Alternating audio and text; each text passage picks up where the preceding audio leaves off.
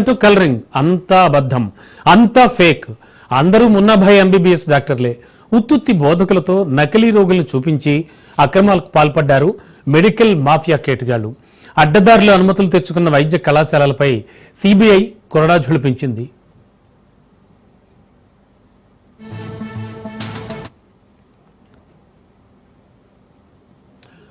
Faculty లేదు, డాక్టర్లు అంతకంటే కూడా లేరు. అద్దె డాక్టర్లు, అద్దె సిబ్బందితో నేషనల్ మెడికల్ కౌన్సిల్ అధికారులను మభ్యపెట్టారు. ఆంధ్ర నుంచి ఢిల్లీ వరకు మెడికల్ కాలేజీ అక్రమాల దందా నడుస్తూనే ఉంది. నేషనల్ మెడికల్ కౌన్సిల్ స్కామ్లో సంచలన విషయాలన్నీ వెలుగులోకి వస్తున్నాయి. వరంగల్లోని ఫాదర్ కొలంబో మెడికల్ హాస్పిటల్ పాత్ర ఉన్నట్టుగా తేలింది. చైర్మన్ కొమిరెడ్డి జోసెఫ్ పై సిబిఐ కేసు నమోదు చేసింది.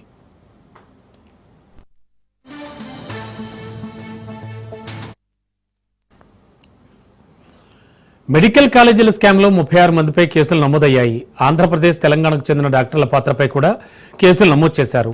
మధ్యప్రదేశ్, కర్ణాటక, రాజస్థాన్, ఢిల్లీ, ఉత్తరప్రదేశ్, ఛత్తీస్గఢ్ మెడికల్ కాలేజీల తనిఖీల్లో చాలా అక్రమాలు బయటపడ్డాయి. మాజీ యూజీసీ చైర్మన్ డిపి సింగ్, స్వయం ప్రకటిత దేవుడుగా చెప్పుకునే రవిశంకర్ మహారాజ్, ఇండోర్ ఇండెక్స్ మెడికల్ కాలేజీకి చెందిన Suresh Singh Bhadoria, real estate regulatory authority చైర్మన్గా పనిచేసిన సంజయ్ శుక్లా పేర్లు తెరపైకొచ్చాయి.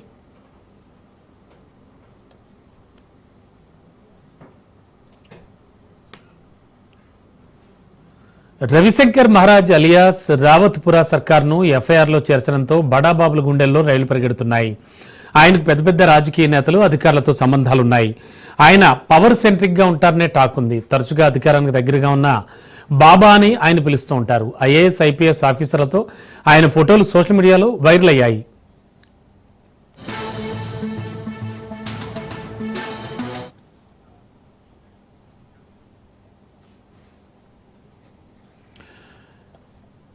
రావత్పురా సర్కార్ వివాదంలో చిక్కుకోవడం తొలిసారేం కాదు. ఆయన ట్రస్ట్పై భూ ఆక్రమణలు, అనుమతి లేని కళాశాలను నడపడం, విద్యార్థుల్ని మతపరంగా పాల్గొనమని, ఆశ్రమాలలోని మహిళలను మానసికంగా వేధించడం వంటి ఆరోపణలు చాలానే ఉన్నాయి. అయినప్పటికీ చాలా దర్జాగానే రాజ్యం వెళ్తున్నాడు రావత్పురా సర్కార్.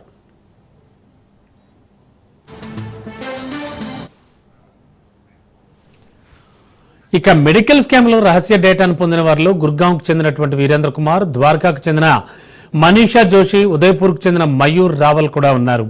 మెడికల్ మాఫియా రాకెట్కు కేంద్ర బిందువుగా medical assessment and rating board మాజీ సభ్యులు జితులాల్ మీనా ఉన్నాడు. అతనే మధ్యవర్తిగా వ్యవహరించి లంచాలు సేకరించాడు.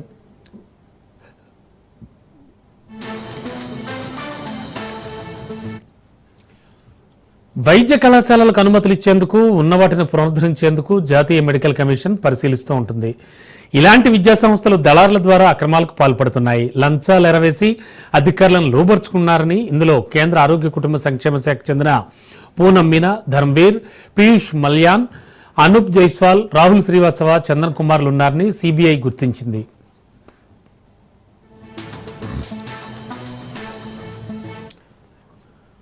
తెలుగు రాష్ట్రాల్లో మెడికల్ స్కామ్ ప్రకంపనలు సృష్టిస్తోంది. Colombo medical college chairman Joseph కొమిరెడ్డికి బ్రోకర్లు 60 లక్షలు ముట్టజెప్పినట్లు సమాచారం. ఆయనతో పాటు కదిరికి చెందిన డాక్టర్ హరిప్రసాద్, అక్కయ్యపాలెంకు చెందిన డాక్టర్ కృష్ణకిషోర్, విశాఖకు చెందిన వెంకట్, హైదరాబాద్కు చెందిన డాక్టర్ అంకం రాంబాబుపై జూన్ 30న కేసు నమోదు చేసింది సిబిఐ. లంచాలిచ్చి మెడికల్ కౌన్సిల్ మేనేజ్ చేసి పర్మిషన్ తెచ్చుకుని మెడికల్ సీట్ల పేర్లతో కోట్లు దండుకున్నారు.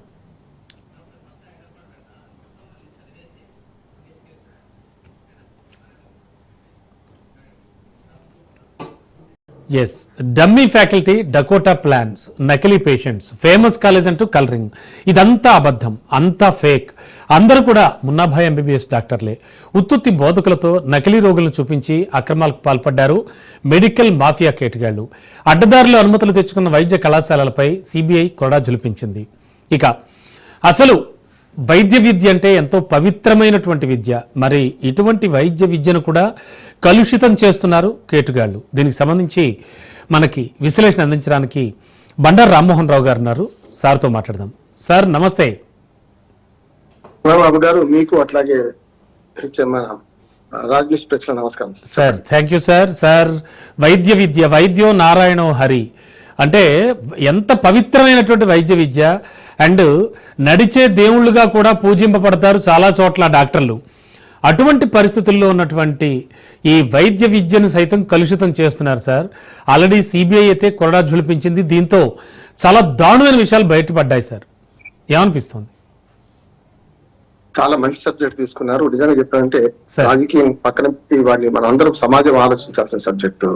ఎందుకంటే మేము సరిగ్గా అర్ధరాత్రి 1 గంటకి ఇంటికి వచ్చాను. 6 రోజులు మేము వరుసగా పోయిన ఆదివారం నుంచి నిన్నటి దాకా ఇదే ఆర్థిక సర్వే చేశాం. ఫౌండేషన్ ఫర్ డెమోక్రటిక్ రిఫార్మ్స్ దానిలో మేము సభ్యులు. మేమంతా ఒక 4 డాకులు లాంటి కుర్రాలను తీసుకొని ఉమ్మడి మెదక్, ఉమ్మడి నల్గొండ, ఉమ్మడి వరంగల్, ఉమ్మడి కరీంనగర్, ఉమ్మడి ఆదిలాబాద్ 2 రోజులు అక్కడ కూడా సరిపోయింది. దాంతో పాటు ఉమ్మడి నిజామాబాద్ ఈ 6 జిల్లాల పరిధిలో 6 రోజులు తిరిగింది. ఈ తిరిగిన దానిలో నిజంగా 4-5 రోజులకి ఇప్పుడు ప్రేక్షకులు మనం చూస్తే డాక్టర్లు కలిసిన డాక్టర్లు చూస్తే ఇప్పుడు ఏదైతే వాటిలో మీరు చెప్తుందో అదంతా వాళ్ళ కళ్ళ ముందు నాకు కనిపించినట్టు చెప్పారు.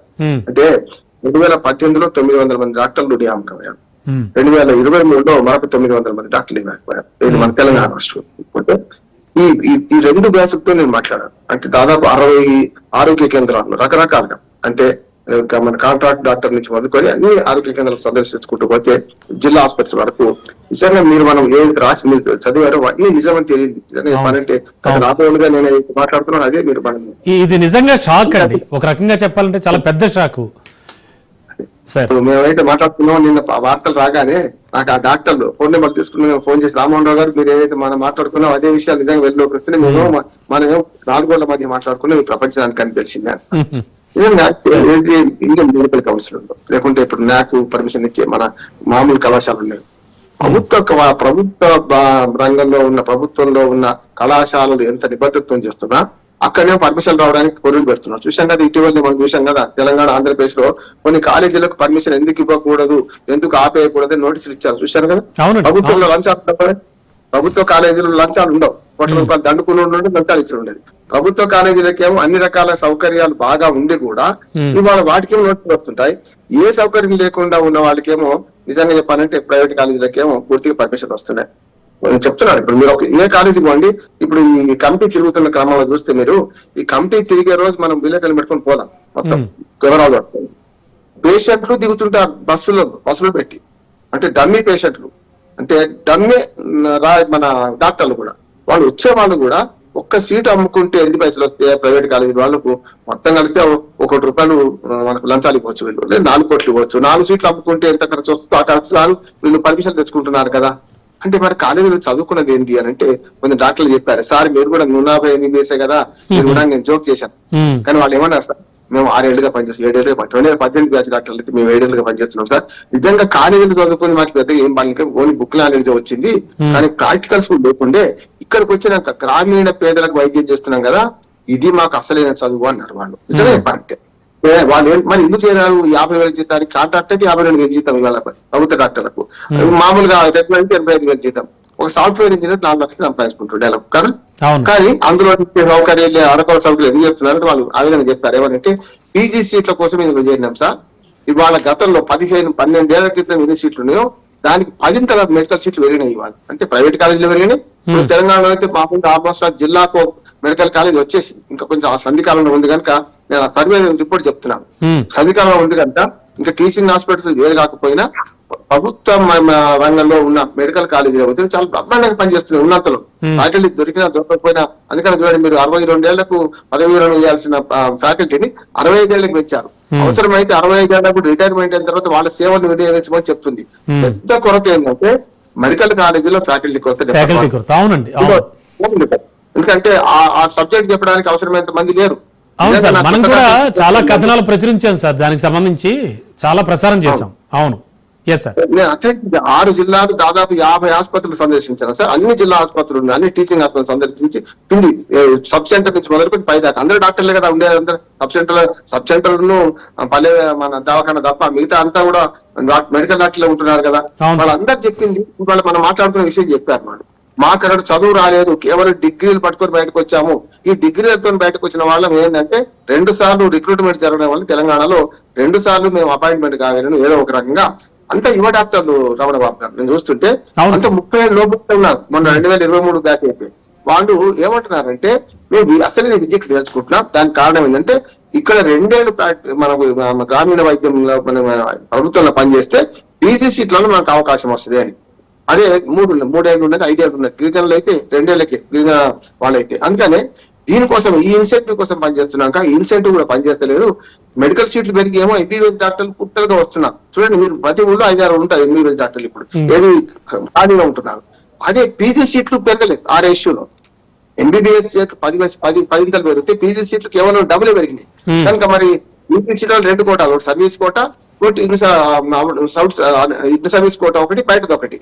బయట కాంపిటీషన్ ఎక్కువ ఇళ్ళకి వస్తున్నాం అంటున్నారు. అసలు సంగతి వస్తాను ఇక్కడికి. ఇవాళ ఏవైతే లంచాలు ఇచ్చి తీసుకొని పర్మిషన్ తీసుకొని కాలేజీలలో మీరు పోతే శివాలయాలకు మిగిలిపోయిన అవి కూడా చూసి వచ్చినాం. ప్రైవేట్ కాలేజీలు అన్అఫిషియేట్, ఎందుకంటే మా సర్వేలు అవి లేవు. కానీ నేను కొన్ని చోట్ల రాత్రిపూట బస చేసినప్పుడు చూసి వస్తే అవి శివాలయాలుగా ఉన్నాయి. 200 పడకల ఆసుపత్రి అంటున్నారు, ఒక్క పేషెంట్ ఉన్నాడు. హైదరాబాద్ దగ్గర పేరు చెప్తే బాగుండదు కనుక చెప్తలేను. కనుక మన టీవీ ఛానల్ వాళ్ళు కేసెస్ వేస్తారు మీ మీద నా మీద. కనుక ఏంటంటే ఆ కాలేజీలలో సార్, ఎందుకంటే వాళ్ళు ధనవంతులు, బాగా పలుపడిన వాళ్ళు, పోలీసులు మేనేజ్ చేయగలిగిన. నేనేమంటున్నా అంటే వాళ్ళు ఏ పేషెంట్ ఒక్కరు ఉండరండి. కాకపోతే మనలాంటి స్వచ్ఛత సంస్థలు మనకు పెడితే వాళ్ళ ద్వారా పేషెంట్లు తీసుకొని ఉచితంగా ట్రీట్మెంట్ ఇస్తామని నటిస్తూ వాళ్ళని పేషెంట్లుగా మార్చుకొని ఒక్కొక్కరు కౌన్సిలింగ్ చేసుకుంటూ 500 రూపాయల కూలి, మధ్యాహ్నం భోజనము, రాత్రి బిర్యానీ ఇవి ఇచ్చుకుంటూ ఒక్క పేషెంట్ కి 1000 రూపాయలు ఖర్చు పెట్టుకొని 1 గంట సేపు నటన చేస్తారు. అంటే సార్, అంటే పైకి ఇచ్చే ప్రకటనలు కానీ పైకి చెప్పే కబుర్లు కానీ ఇవన్నీ ఉత్తుత్తువే, లోపల మాత్రం అంతా.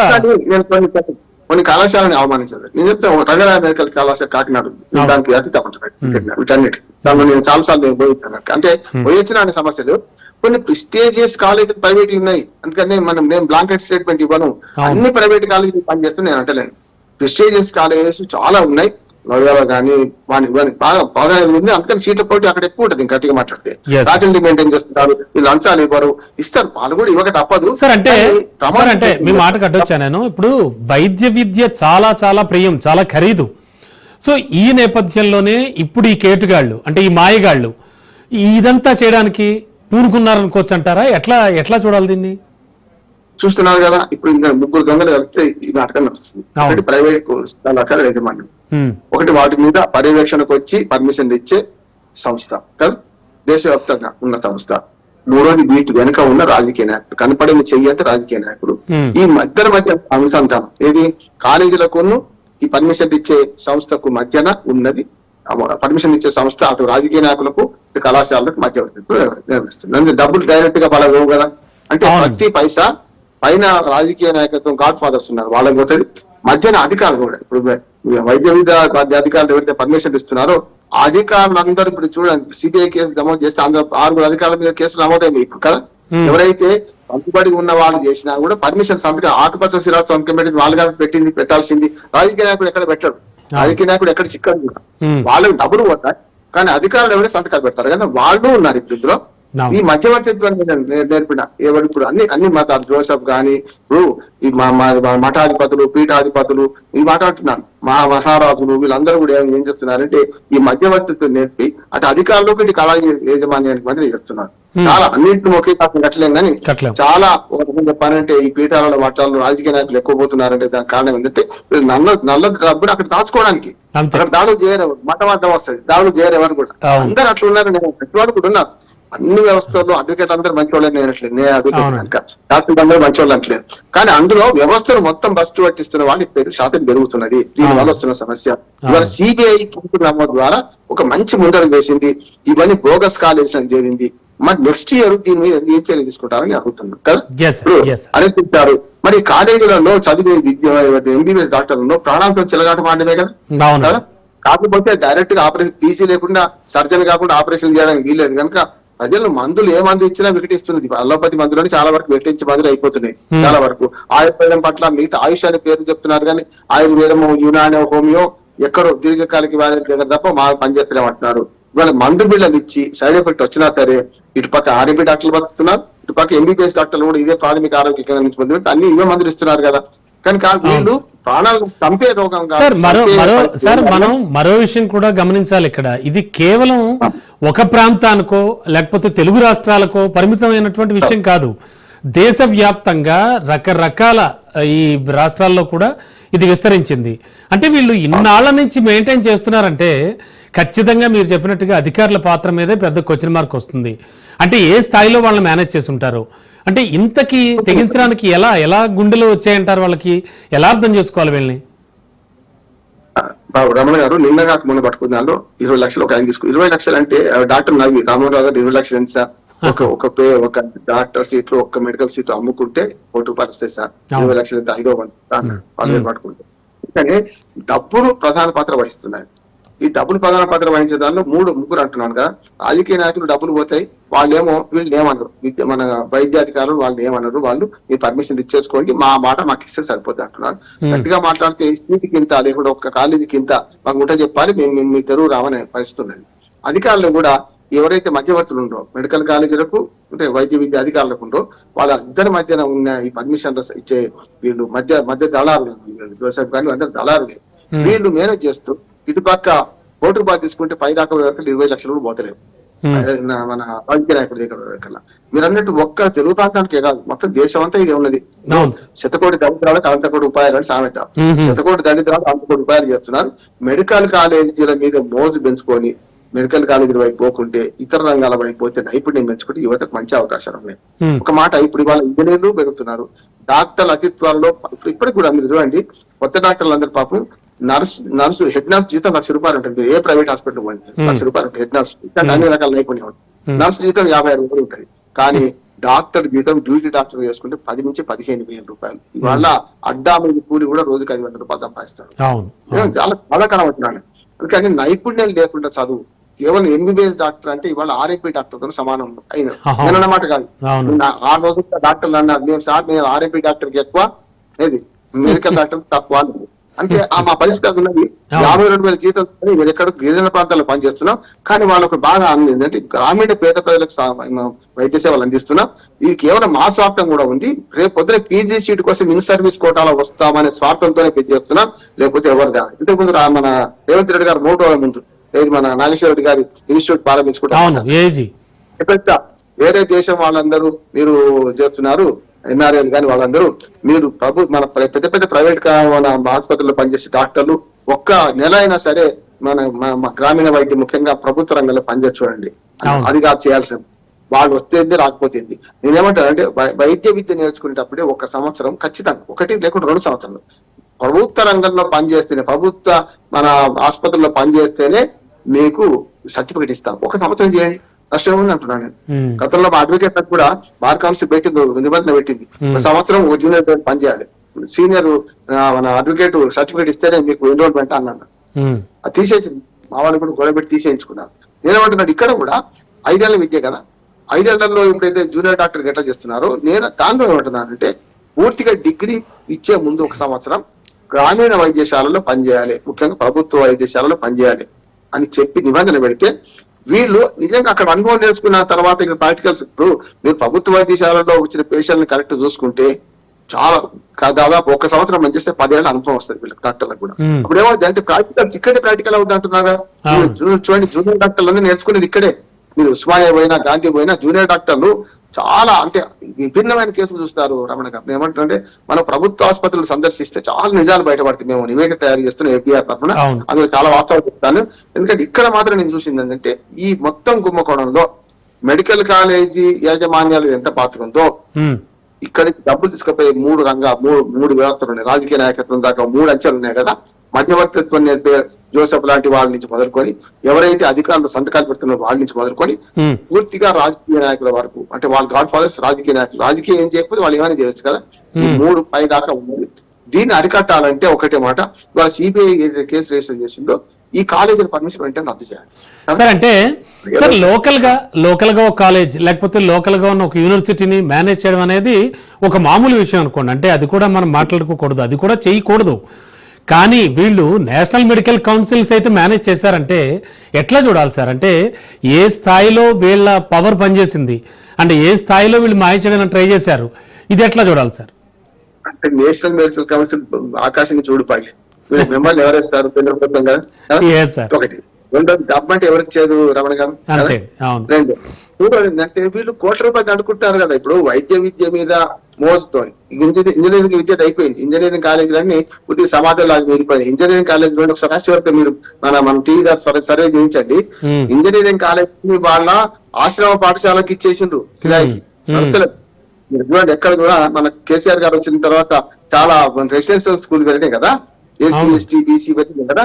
వాటన్నిటి చూడండి గతంలో ఇంజనీరింగ్ కాలేజీలో హాస్టల్ ఉన్నాయి. ఇప్పుడు వాళ్ళు ఏమంటున్నారంటే ఎంత సంతోషంగా ఉన్నారంటే ఇంజనీరింగ్ కాలేజ్ నడుపుకొని ప్రభుత్వం ఇచ్చి ఆ ఫీజులు ఏదైతే ఫీజు రియంబర్స్మెంట్ చేసుకొని నడుపుకొని అంత బాధలు పడేదానికన్నా హాయిగా 10 లక్షలకు 5 లక్షలకు మేము కిరాయికి చేసుకుంటున్నాం. 4 హాస్టల్ అందులో కాంప్లెక్స్ పెట్టేస్తున్నారు, మేము కిరాయి వస్తుంది. కాకపోతే ఖచ్చితంగా గవర్నమెంట్ ఇవాళ కాకపోతే రేపు వస్తే సంతోషపడుతున్నారు. ఇంజనీరింగ్ కాలేజ్ పరిస్థితి అయింది. మెడికల్ కాలేజీలు కూడా పరిస్థితున్నాయి అంటున్నారు.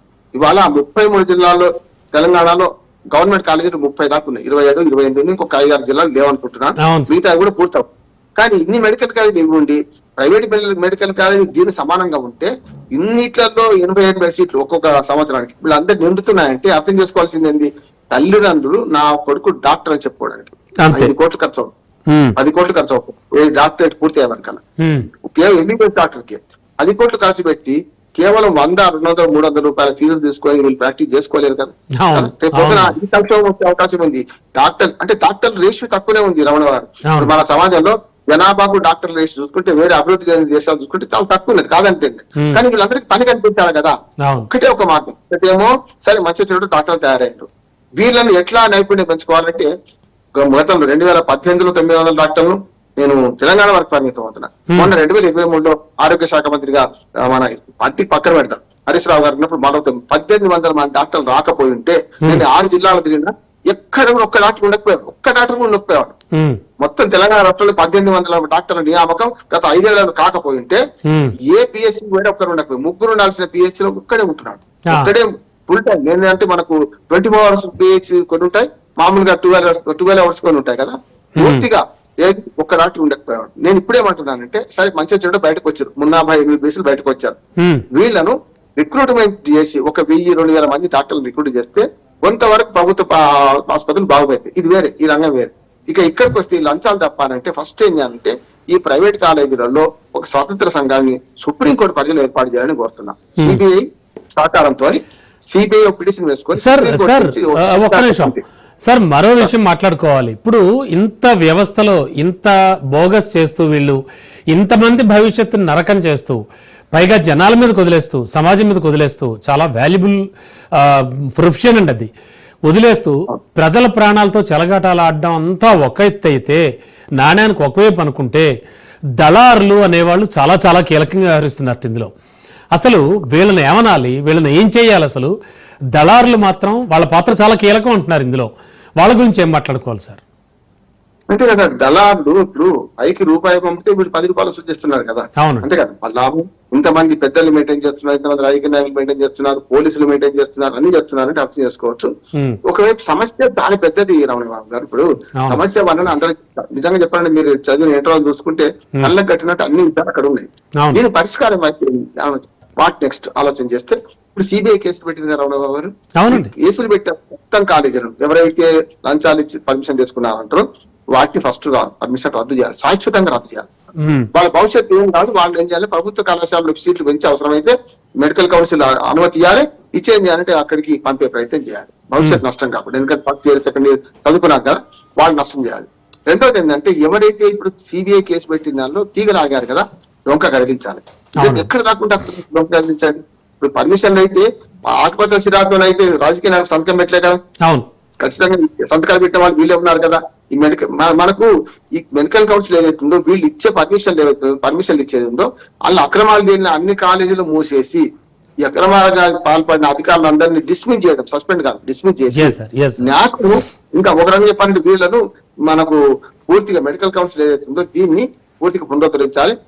ఇంతకన్నా ముందు ఈ ఎంక్వైరీలో సాధికారత కమిటీ ఒకటి వేరే వేయాలి. ఒక కాలేజ్ సిపిడిఓ మన సిడి ఏమంటారు అంటే college development and planning board లో మా డిగ్రీ కాలేజీకి ఉండే నాకు వాళ్ళు పర్మిషన్ కోసం వచ్చేవాళ్ళు. అది కూడా సేమ్ ప్రైవేట్ కళాశాల కూడా ఇదే సమస్య. గవర్నమెంట్ కళాశాలకు నేను ఉండేవాడిని. వాళ్ళు ఏమన్నారు, ఒక 5 లక్షలు ఇస్తే మీకు ఏం లేకుండా పర్మిషన్ ఇచ్చిపోతా అన్నారు. 5 రూపాయలు ఇవ్వాలని మొట్టమొదటి గవర్నమెంట్ కాలేజ్ కమిటీలో ఉన్నా సెక్రటరీగా ఏమన్నానంటే మీకు భోజనం పెడతాను, మీరు తినండి తాగండి కూర్చోండి, అంతకంటే మీరు మా అతిథులు కానీ మీరు భోజనం పెడతా, లేకపోతే అంటే నాతో అఫిడవిట్ రాయించుకున్నారు, వచ్చే సంవత్సరం వరకు ఈ మెరుగుపరుస్తాను, ఈ భవనాలు కట్టిస్తాను, ఈ ల్యాబ్ ఏర్పాటు చేస్తాను అని అంటే గవర్నమెంట్ కాలేజ్ చెప్తున్నాను. పోయింది. ఇప్పుడు గవర్నమెంట్ కాలేజ్ కనుక నేను డిమాండ్ చేయగలను, ఇవ్వకపోయినా నాకు నష్టం లేదు. అదే ప్రైవేట్ కాలేజ్ నాలాంటి వాడు ఉంటే ఏం చేస్తాడు, వాళ్ళకి అడిగిన 5 లక్షలు ఇస్తేస్తాడు, పర్మిషన్ తెచ్చుకుంటాడు కదా. ఇక్కడ అనేది జరుగుతుంది. నిజంగా చెప్పాలంటే అసలు బాధితులు ఎవరంటే కళాశాల యాజమాన్యాలే. స్పష్టంగా చెప్తున్నాం, కళాశాల యాజమాన్యాలకి ఎన్ని పర్మిషన్ ఎన్ని బాగా చేసినా వాడికి చిన్న కొర్రీ పెడితే సంవత్సరం అంతా నష్టపోతారు కదా. బాగా ఇటువైపు ఇప్పుడు ఈ నాణ్యానికి కుక్క వైపు చూద్దాం. కళాశాలను కట్టుకొని కోట్లాది రూపాయలు పెట్టి బిల్డింగ్లు కట్టుకొని అన్ని సౌకర్యాలు ఏర్పరచుకున్న తర్వాత ప్రైవేట్ మెడికల్ కాలేజీల తనిఖీకి వచ్చే ఈ బృందం ఏదైతుందో వాళ్ళు డిమాండ్ చేసినంత ఇవ్వకపోతే మీరు అన్ని చూపించినా కూడా మళ్ళీ ఫైన్ వేస్తారు, లేకపోతే పర్మిషన్ ఇవ్వరు. ఒక సినిమాలో ఒక జోక్ ఉన్నది, మన కానిస్టేబుల్ అడుగుతున్నాడు, అలీగాడు చూపెడుతుంటాడు, అన్ని వాడిని అడిగిన చూపెడుతుంటే అన్ని ఉన్నాయి కనుక నీ పర్మిషన్ నీ మీద ఫైన్ వేస్తున్నా అంటాడు.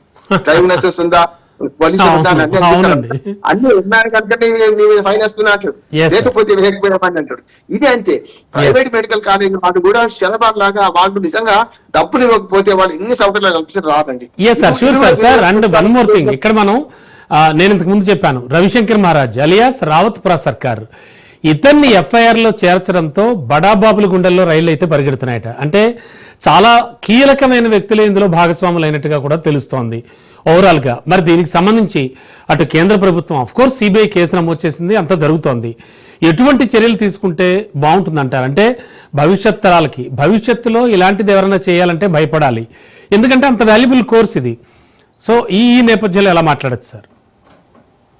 ఖచ్చితంగా దాల్ మీద కుచ్ కాలా హై అంటే ఇక్కడ ఏమైందంటే ఐదాకి ఎక్కడో పొరపాటు జరిగింది, అంటే వీళ్ళు బావులు ఇవ్వడంలో ఎక్కడో పొరపాటు జరిగింది. సిబిఐ కూడా తప్పనిసరి నిర్ణయం తీసుకుని అంటలేను కానీ ఎక్కడో పొరపాటు వచ్చినాయి. దీనికి ఇప్పుడు నేను చెప్పిన జోసెఫ్ గానీ వీళ్ళందరి మధ్య విభేదాలు వచ్చినాయి. నేను రాజకీయ నాయకత్వం ఉండే మధ్యవర్తిత్వం చేస్తున్నారు ఎవరైతే వాళ్లకు వాటర్లో తేడా రావడం వల్ల సిబిఐ ఇన్వాల్వ్ అయింది నేను అనుకుంటున్నాను. సిబిఐ కూడా స్వతంత్రంగా పనిచేస్తా అనుకుంటున్నాను. ఉన్నంతలో చెప్పిన సిబిఐ కేసుని భయపడాల్సిందే చేసింది కదా. వాట్ టెక్స్ట్ అంటే మూడు చెప్తున్నాను. ఒకటి సిబిఐ నమోదు చేసిన కేసుల్లో ఇంకా పెద్దవాడు ఉన్నారు, వాళ్ళ తీగలాగా దొక్క కదా. మరి ఎట్లా తెలుగు రాష్ట్రాల్లో స్టూడెంట్ల పరిస్థితి ఏంటి సార్? అంటే తెలుగు రాష్ట్రాల్లో ఎంతో మంది తల్లిదండ్రులు తమ పిల్లలు డాక్టర్ ఎంబీబీఎస్ చేస్తున్నారని ఎంతో ఫీల్ అవుతున్నటువంటి పరిస్థితి. తెలుగు రాష్ట్రాలకు సంబంధించినంత వరకు ఏం మాట్లాడుకోవచ్చు సార్? నేను కాలేజీలకు న్యాయం చేయమంటున్నాను, వీళ్ళకి న్యాయం చేయమంటున్నాను. జరిగింది. ఇక ముందు ఈ కాలేజీలో ఇవి ఉంటే మాత్రమే చేస్తామని మొత్తం ఒక సాధికారత కమిటీ రాష్ట్రం కోటేయాలంటున్నాడు. ఒక దేశం అంతా ఉంది కదా సార్, దేశం అంతా చేస్తే మొత్తం తిరిగి ఎంక్వైరీ చేయాలంటే జీవితకాలం సరిపోతుంది వాళ్ళకి కనుక ఒక్కొక్క రాష్ట్రం బేస్ గా చేసుకొని ఒక committee 3 men committee 5 men committee అంటే వేసి ఉండాలి. ఎప్పుడు కూడా వేయడం చేసి అందులో మెడికల్ ఎక్స్పర్ట్స్ ఉండాలి, ఐఏఎస్ ఐపీఎస్ ఆఫీసర్ ఉండాలి, అంటే అన్ని రంగాలకు ఉన్న చేసేది అంటే సుప్రీంకోర్టుకు నివేదించాలి. సిబిఐ తీసుకొని దానికి ఇవ్వాలి. నెంబర్ 1. రెండోది కాలేజీల పర్మిషన్ వెంటనే రద్దు చేయొద్దు. ఇప్పుడు ఉన్నంతలో వాటికి పర్మిషన్ కొనసాగించారు. మీరు విద్యార్థుల భవిష్యత్తు కూడా ఒకే రోజులో మనం మెడికల్ ఫెసిలిటీ పెంచలేదు. కాక మొన్న దాదాపు 4-5 ఏళ్ల క్రితం కొత్త కాలేజీలు గవర్నమెంట్ ఆఫ్ తెలంగాణ తెరిస్తే కూడా నేను చెప్తే అరకొర సౌకర్యాలు పక్కన పెట్టి బిల్డింగ్ బ్రహ్మాండం కట్టిన కాంట్రాక్టర్ మన కమిషన్ వస్తే కట్టేస్తాడు. కానీ అది కాదు సమస్య. వాడు చాలా కొరతలతో నడుస్తున్నాయి, జిల్లా ఆసుపత్రులు అన్ని కొరతలతో నడుస్తున్నాయి కనుక వాళ్ళని మళ్ళీ ఈ పిల్లలు తీసుకెళ్లి రద్దు చేసి అక్కడ పెట్టడం కష్టం. కనుక విద్యార్థుల భవిష్యత్తు ఎంబీబీఎస్ చదివే విద్యార్థుల భవిష్యత్తు పణంగా పెట్టకుండా వీళ్ళని కొనసాగించి వచ్చే సంవత్సరానికైనా ఇవి పూర్తిగా మీరు మెరుగుపరచకపోతే తప్పనిసరి మేము రద్దు చేస్తాం, కాలేజీలు మూసేస్తామని ప్రకటించారు గవర్నమెంట్. రెండోది ఏవైతే అరెస్ట్ చేసిందో వాళ్ళ ద్వారా అసలైన దోషులు పట్టుకోవాలి. కాలేజీ యాజమాన్యాలు కూడా ఇందులో పాపం వాళ్ళు బాధితులే. ఈ విషయంలో మొట్టమొదటి బాధితులు డబ్బులు పట్టుకున్నాయి. అయితే దాని వల్ల ఏమైందంటే తాగేవాడు తాళ్ళ పన్ను కడతారు అన్నట్టు ఇప్పుడు ఈ డబ్బులన్నీ పర్మిషన్ తీసుకునే డబ్బులన్నీ కూడా విద్యార్థుల దగ్గర వసూలు చేస్తారు కదా. అంతే కదండి. తల్లిదండ్రులు కూడా ఆలోచించాలి. ఎంబీబీఎస్ 2 రంగాల్లో ఇంజనీరింగ్ లేకుంటే మెడికల్ లేకుంటే కన్నవారి కళలు ఇక్కడ అమెరికా కళలు కళలు అయిపోయినాయి. ఇప్పటికైతే అమెరికా పంపిణీ కాకుండా నైపుణ్యాభివృద్ధి చేసి తాము ఒక 10 మందికి ఉద్యోగాలు కల్పించే వృత్తిలో చేరండి. ఆకాశమే హద్దుగా అనేక నైపుణ్యాలు ఉన్నాయి. నైపుణ్యాలు నేర్పండి. డాక్టర్ ఇంజనీర్ ఈ భవిష్యత్తు లేదు, ఇప్పుడు ఉన్నవాళ్ళు సరిపోతారు. మిగతా రంగాల వైపు ఈ తల్లిదండ్రులు కూడా తమ పిల్లల భవిష్యత్తు కెరీర్ గైడెన్స్ ఇవ్వాల్సిన అవసరం ఉంది. మనలాంటి టీవీ ఛానల్ కానీ మనలాంటి వాళ్ళందరం కూడా ఒక నిపుణుల కమిటీ వేసి వాళ్ళందరి ద్వారా కెరీర్ గైడెన్స్ 10వ తరగతి పాస్ కాగానే ఏం చేయాలి, ఇంటర్మీడియట్ కాగానే ఏం చేయాలి, కేవలం Yes, మెడికల్ yes. ఇంటర్మీడియట్ లో ఈ కోర్స్ తీసుకొని ఎంబీబీఎస్ అవుదామని కాకుండా మిగతా ఏమున్నాయి అవకాశాలు. షూర్ సార్, చాలా చక్కటి సలహాలు ఇచ్చారు. అవునండి, అవును, definitely sir. Thank you sir, thank you so much విశ్లేషణ అందించినందుకు. సో ఇది వాళ్ళ ప్రత్యేక విశ్లేషణ కార్యక్రమం. చూస్తూనే ఉండండి రాజ్ న్యూస్.